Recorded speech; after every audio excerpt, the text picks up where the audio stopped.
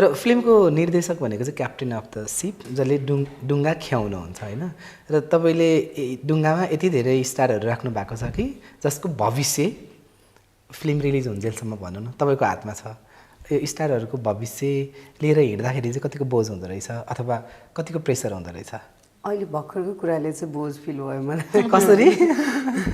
त्यस्तो होइन, हामीले सँगै एउटा डेस्टिनीमा पुग्नलाई एउटा जर्नी तय गरेर हौँ होइन। हामी सबैजना जाँदैछौँ, त्यो भलै त्यसको बाटो चाहिँ मैले खनिरहेको होला। हामी सबैजना एउटै सेयर गर्दैछौँ, त्यसमा केही इनपुटहरू कसैले हाल्यो होला, कहीँ दिव्याको होला, कहीँ प्रदीपको होला, कहीँ मेरो होला। हामी सबैले एउटै जर्नी हिँड्दैछौँ भनेपछि यसमा मैले यदि भोलि सिप चाहिँ पल्ट्यो भने डिरेक्टरको बन्यो भने चाहिँ अरूको भन्ने चाहिँ आइ एम नट रेडी है त्यसको लागि। तर फेरि फिल्म भनेको त निर्देशकको आँखाबाट के पक्ष चाहिँ राम्रो थियो कि थिएन भन्ने हुनुपर्छ। यो चाहिँ नेपालमा एउटा बर्डन के बोकाइदिँदैछ भने डिरेक्टर र एक्टरहरूलाई स्पेसली नेक्स्ट टाइम काम गर्नु एकदमै धेरै डर लाग्ने भएको छ। मेबी एक्टरहरूलाई पनि भयो होला होइन।